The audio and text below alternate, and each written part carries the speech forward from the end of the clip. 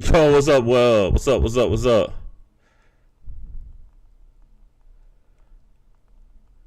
Hey, feel free to chat it. Send some chats over. I'm let a few people chime in. I'm back, man. I'm back. Missed y'all last week though, for real, for real.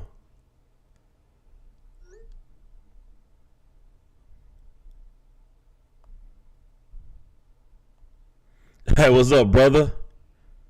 I try I tried to go live last week, but I was out and I didn't have the data. I didn't have the data for it.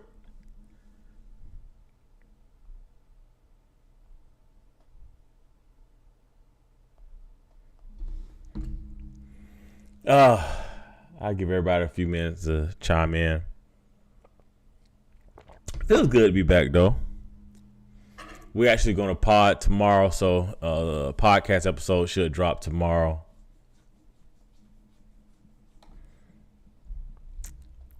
Since I'm back, I didn't get to talk about Cam and Ace last week, so we're gonna chime in on that. We're also gonna chime in on congrats to Travis Hunter, man. Travis Hunter got married. Congrats to the brother, man. No babies out of wedlock. College graduate. Stayed out of trouble. Anything we disagree with, hey man, my man's gonna have to learn on his own because he's an adult. I always tell y'all I do not infantilize adults. Travis Hunter, a grown man. He a young man, but he a grown man. So all his decisions, he'll start learning. They have positive and negative outcomes.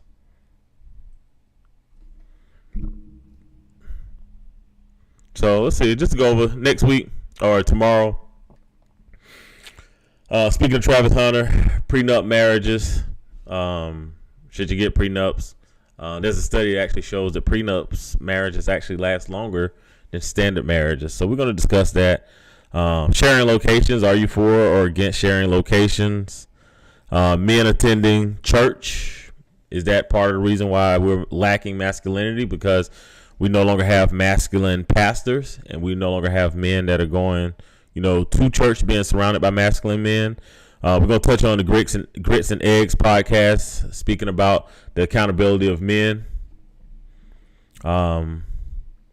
Misogyny. Everybody keep on that clip that we have about the Joe Budden podcast. Everybody keep asking me why I don't block misogynists. It is not really a profound answer. So that'll be some of the things that we'll discuss on the podcast that we record tomorrow. Yeah, it's only marriage. I felt bad for the groom. I mean, bro, there's a lot of marriages where we can feel bad for the groom. I know it's kind of, I won't even say it's taboo. I guess it's kind of not, I don't know. It's not really what we do, right? Like marriage is the day for, the women. So we really don't look at, men that are catching a bad deal. But we're going to discuss it tomorrow, man. Prenups, under duress, all those types of things. But I'm not going to be too long tonight, being that I just got back from vacation. But I do have a couple things tonight. One of the things that we're going to focus on tonight, let's start out with the talent acquisition. I always give you guys tips to get hired. One of the tips that I'm going to drop tonight is when should you negotiate salary when you get hired. To be honest with you, whenever you get hired to a job, this is going to be your first time to really get all your money. After that, your money is going to be based on promotions for the most part. Most jobs don't even readjust salaries. Matter of fact, I can give you two good quick tips tonight. One is when you get hired, that's going to be the best time to ask, to ask for money. So you need to be prepared. You can't just ask for, if a job says the salary range is between $30 and $40 an hour, right? And the job offers you $38 an hour, it's going to be kind of hard to negotiate for those last two, but you can. If a job offers $30 to $40 an hour, they offer you 30, you have more experience, you can negotiate that. If a job offers $30 to $40 an hour and you want 45, but to get the interview, you tell them that you're okay with the range, and then when they send you an offer for 38, you come back and you want 45, that is not the time to ask for that money. The best time to negotiate your salary is up front with the recruiter. And I know a lot of people don't want to do that Because if you're outside of the salary range, you think to yourself, well, I'm probably not going to get the interview. And you're right. Because if you're outside of the salary range, there's no way for them to bring you in for that job. All right. Most of the time, they already have people that are working there that might be at the top end of that range that might have more experience than you. So most companies, if you're above their salary range, you're not going to get the job unless, I mean, when I say you're the best in the field, like for give you a good example at what I do, I'm one of the best, right? So I'll ask for the top range. I don't care. I don't have 25 years experience like Miss such and such that used to be a director and now she's back into the role that I'm applying for. I don't care. I'm one of the best. So I'll ask for that up front and I'll tell them like, hey, well, you're probably going to be at under my range, right? Because I already have a job or because I might be applying to numerous jobs, I'll be able to do that. If you're the best at what you do, sure, feel free to be cocky. If you're just good at what you do, chill out on the salary request if it's within range. Now, with that being said, the first time to ask for money is before you get hired. You can't come in, work a job for 6 months, and then say, "Hey, I'm worth more."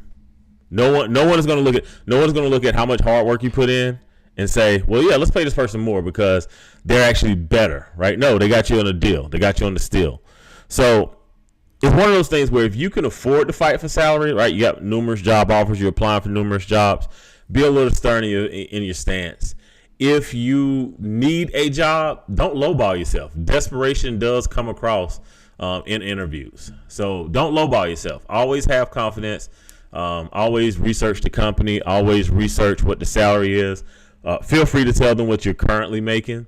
That way, if it, like again, using the $30 to $40 an hour scale, if a job say, hey, it's $30 to $40 an hour, feel free to tell them, hey, well, I make 34 now. Right? Even if you don't make 34, right? Just throw it out there. Because then that gives them an idea that if they like you, they're going to have to come in above that. And most jobs will try to come in above that. But the first time you apply for the job is the best time to ask for a raise. A lot of ladies don't do it for whatever reason. A lot of men do. With that being said, I see a lot of dudes screw themselves out of jobs. If a job tells you what the range is, you tell them you're good with the range, and then you go into that interview and you tell the hiring manager you want more, you are not going to get the job. If you get an offer letter and then you come back and you back above the range, they will rescind that job offer. So always be mindful of the best time to get a raise is when you're applying for the job, but also make sure that you're mindful of that range of the job, and make sure you speak to compensation during the conversation with the recruiter, so the recruiter can give the hiring manager an ideal of like, hey, this is what it's going to take to hire that person. So if you woo the recruiter and the recruiter believes that you're that good, the recruiter's going to go to the hiring manager and say, hey, they're going to be expensive, but I think they're good, right? A recruiter will say that on your behalf. I have said it numerous times, like, hey, they're going to be priced. I had a guy that was outside of the range of the job, and they were good. And I was like, hey, this person is good. They're above your range. But they're really, really good. And, the hiring manager's like, yeah, they're above my range. The guy would not come in for anything less than what we offered. But we had a role that popped open probably like a week later. Literally just popped open. And I was able to go to one of the directors and say, hey, this might be your guy, but this is what he's going to cost. He actually got the offer, right? He didn't get the offer for the job he applied for, but he was that good, right? That when we had a better role that popped open, we already had somebody to be like, hey, look at this guy right here. I think he can do the job. So be mindful of that. Always negotiate salary. Always negotiate it within the range. But make sure you do that in the first real call with the recruiter, so the recruiter can let the hiring manager know what you're looking for. So that's all I got on that, man. How y'all doing tonight, man? Hey, appreciate it, June. It's good to be back. My heart stays in that little city that I go to, man. It's always a great time. But I am enthused to be back. I missed podding last week. I missed going live. I basically made a mistake of leaving the Airbnb before I went live, and that was my mistake because I just had no data where I was. So apologies, that's on me. Having a little bit too much fun, not paying attention. Next time, I'm gonna make sure that I can go live. I don't like missing these Wednesday nights. These Wednesday nights is when I can really get off what I really want to talk about. And tonight, I have a topic that I really want to talk about because in our clip on YouTube, everybody keep asking me, "You block misandrists and you block bigots. Why don't you block misogynists?" All right. Despite the fact that being a whataboutism, there's a very, very easy answer to why I do not block misogynists. Okay? All right. Drum roll. Misogynists do not interact with my content. That's all. That's all, man. That's it. Misandrists interact with my content. Bigots interact with my content. Misogynists stay far away from pro-black nuclear family guys, which are myself. Because they understand that a lot of times they're just red pill because they're hurt. They get it. So they don't really come into the comment section to tell me that I'm wrong. Even I guarantee when we post this, the next YouTube, and it's gonna be me congratulating Travis Hunter, I guarantee you there will not be a misogynist in the building. Okay, they won't be, right? Like they'll look at it and they won't look at my content and be like, the hell with marriage. They just don't, right? Misogynists don't interact with pro-black nuclear family content. The only people that interact with pro-black nuclear family content are misandrists and bigots to a certain extent. Bigots mostly on the freedom of speech type things. When we say we should be able to say what we want, or we throw that per capita BS out the window. But those are the only people that really interact. The pro-black nuclear family thing is something that really bothers the heck out of how can I say this? How can I say this and not be super, super rude? I don't know. Black men. But I got a clip for you guys though. I got a clip. And and here's the thing. Tonight's not going to be long because again, I'm just back. I know this was impromptu. I didn't post it to the stories the way I normally do because it's a short week and I've been catching up. I've been catching hell at work and catching up on work. Every time I go on vacation, never fails. I come back and I am busy as all get out. Let me see if I can pull the screen up. All right. And let me pull. All right, hold on, guys. I got you right here. I want to be able to read y'all comments on this. All right, check it out.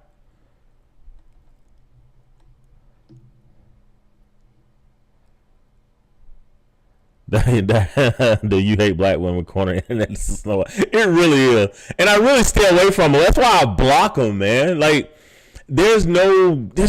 Matter of fact, let's hop into it. This is why I block them right here. It's time for us to let black men face the consequences of their action. My name is Dr.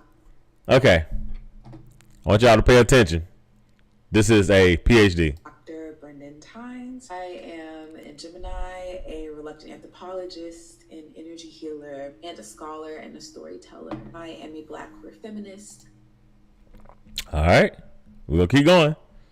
I'm an abolitionist as well as an anarchist. So if you already know that these are thought forms or beliefs that you do not hold, then this video and this knowledge quite literally will not resonate with you. So it's already a bad faith argument, right? If you don't agree with me, this is not going to resonate with you. Are here, you probably know me from my podcast Black Love Free, and you know me as an Afro-Carolinian queer black feminist scholar and storyteller. I'm going to share a little bit of my presentation that I promised you all that talks about black women being collateral to black men's pursuits of success. Now I want y'all to pay attention to something here. She can have any conversation that she wants. This is an educated woman. This woman has a PhD, right? And she can discuss black women being collateral, right? But what she's going to do is juxtapose it against black men's pursuit of success, right? There's no conversation that can be had on the internet to go viral if you are not kicking in the backs of black men, right? And again, this is why I block misandrists, right? If you just have a disdain for black men, right? If you just have a disdain for the most progressive voting bloc on the freaking planet for no other reason than besides of their gender, right? There is no conversation that I can have with you, right? But let's continue. I'm not going to play the whole 51 minutes, right? Maybe when we get larger, I'll go through everything. But tonight, I'm just going to play about 10 or 15 minutes of this and just comment to some of the things that she says at the beginning of this. And so I'll talk a little bit about some research that I did for my dissertation to help us think about what is actually going on when we see people, particularly black men and women, argue that violence against black women and girls is necessary for black, cis, presumably heterosexual men to be successful. All right, you see that slide right there? Presumably heterosexual. Now, by the way, she's offering that someone is saying that violence from, as she say, presumably heterosexual men against black women and children is necessary. And I'm guessing she's saying for their success because that was her opening topic, right? Again, if you ever ask me why do I block misandrous, this is why. But I'm gonna let her cook. I'll offer some remedies for this for those of us who continually find ourselves being sacrificed or disposed of by our communities, right, by those who are closest to us. And also, please excuse my sniffles. I am quite literally trying to recover from entering a room too soon after it was fumigated from mosquitoes in Senegal. So if you hear me sounding all sniffly, I promise you I'm not sick. I just sniffed too many chemicals. I'm sorry, I can't let this go on too far, right? But again, I want to point out that she's saying that heterosexual black men have a necessary violence, right, in order for heterosexual black men to achieve any level of success. All right. Again, these are her words. Look at the link. You can actually find this on YouTube. Black Love Free podcast. It was put up 5 days ago. About 4,000 views. Thank God she only have 276 subscribers. But as we're gonna know, stuff like this grows and goes viral very, very quick. And I'm pointing out that this is a PhD educated doctor of anthropology, right? Which is a field that I love. But okay, let's get started. Let me move my tea. This talk today mentions sexual violence and intimate partner violence. So if you are someone who is impacted by that, it weighs heavily on your heart and your spirit, I encourage you to take care of yourself as you listen. My presentation that I gave for the conference Anthropology in the Black Experience in Dakar, Senegal, was named Collateral No More, Renaming Black Women's Vulnerability to Violence. But today I'm going to do a little bit more than just that presentation. I only had 10 to 12 minutes. I really should name this Why We Need to Let These Niggas Face the Consequences of Their Action. You hear that? This is an educated woman, right? Why are we going to let the niggas suffer the consequences of their actions? Because that is, in fact, what we need to do. My beloved community needs me undone. As a young pre-woman, for I could never be a girl, I was taught the practice of self-sacrifice. The routine offering of myself began at the altar of daughter and other mother. As I grew older, the altars of community and lovers would be others where I gave silent, painful penance. At these sites of rendering, home, school, church, movement spaces, I was stripped, struck, beaten, while being taught the centuries-old tradition of offering my body, spirit, mind as collateral. Because surely, giving away this property would ensure my freedom. My burning flesh was rendered as natural and as essential as breathable atmosphere. My violation and my death made so unremarkable that they marked the condition of my living, and yet I am asked to give more silence, more sacrifice, more loving, more undoing, more redoing, more defining, and more saving. I know that I am not alone. Many Black women recognize the stale taste of our tongues tied in servitude, the familiar metallic scent of betrayal, the pop of our spine, right? With All right, I skipped through that. of oppression. Self-determination requires one to release forms of oppression such as identity, to know oneself and be able to live and abide safely in society and in communities. That is not self-power. Self-power is the accumulation of the global effects of capitalism, white supremacy, and anti-Blackness. And this myth that I want to point out something right here, and then I'm gonna show you guys something real quick here, right? When she says, right, the oppression is coming through anti-Blackness, right? One of the things that you have to recognize is she's not speaking about the blackness of males. She is speaking only to the blackness of Black females, right?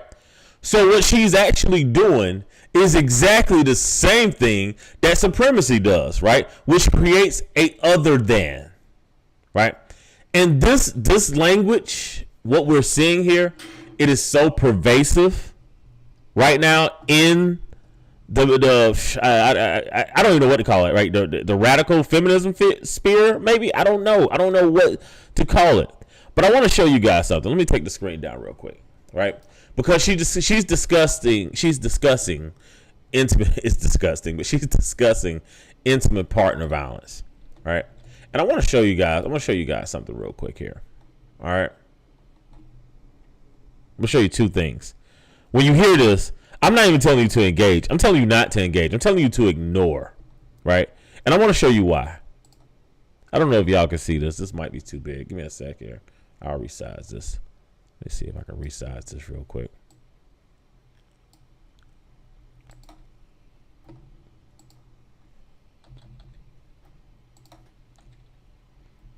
Because I want y'all to read this real quick, right? Because you're being positioned as if you are an enemy and not an ally. And I want you to read this real quick right here. I want you to read this part in highlighted in the yellow. This is going to be data from the National Black Politics Study and from the 2004-2005 National Black Feminist Study, by the way, right? Now, I want you to understand something here. Up until 2006, Black males led Black women into going to college. After 2006, it changed, right? That's not in here, but that's just some data, some news you can use, right? I observed gender gap in attitudes towards Black feminism among African Americans. The male-female difference is attributable to an attitudinal shift on the part of men that have persisted and widening over time, right? The attitudes of African American men are, on the whole, more liberal and progressive than the attitudes of African American women. All right, let's read this again. The attitudes of African American men are, on the whole, more liberal and progressive than the attitudes of African American women. I want to read that one more time. The attitudes of who? African American men are, on the whole, more liberal and progressive than the attitudes of African American women. All right. So I ask the question here. God knows y'all like to eat our southern asses up on that. Where is this ideal coming from that Black men, appreciate that, Red Bull, that Black men are not allies to Black women? Where is that thought coming from?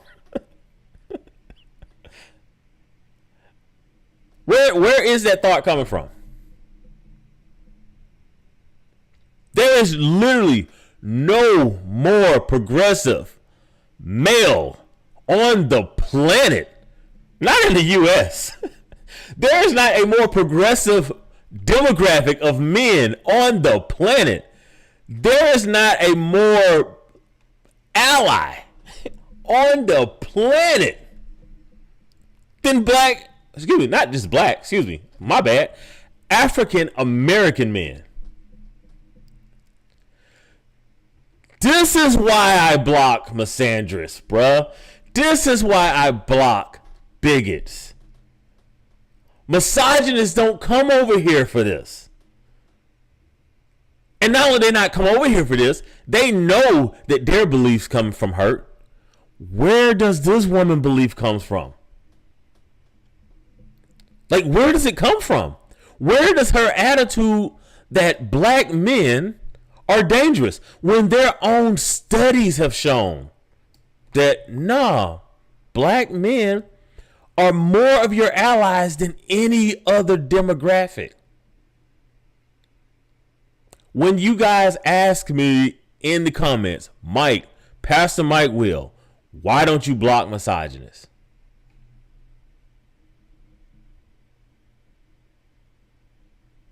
Yep. Hey, I agree, Red Bull. They yell and they hide the facts. They hide the facts.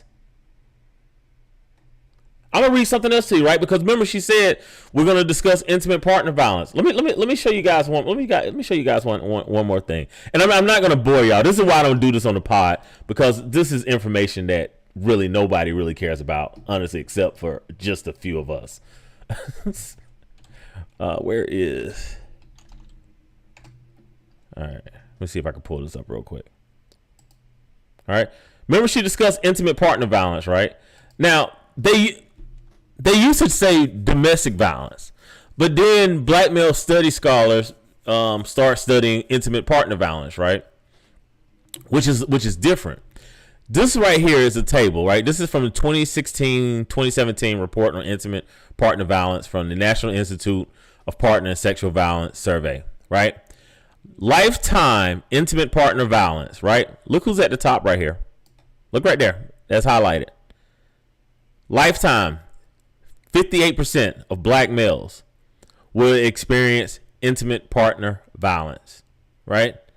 That's higher than everybody else, right? And if you want to go to deaths, yes, more black women die than any other demographic.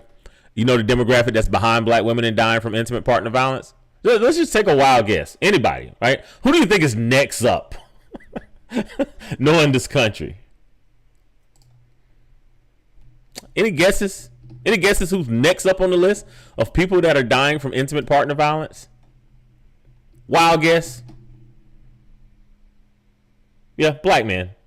It's black man.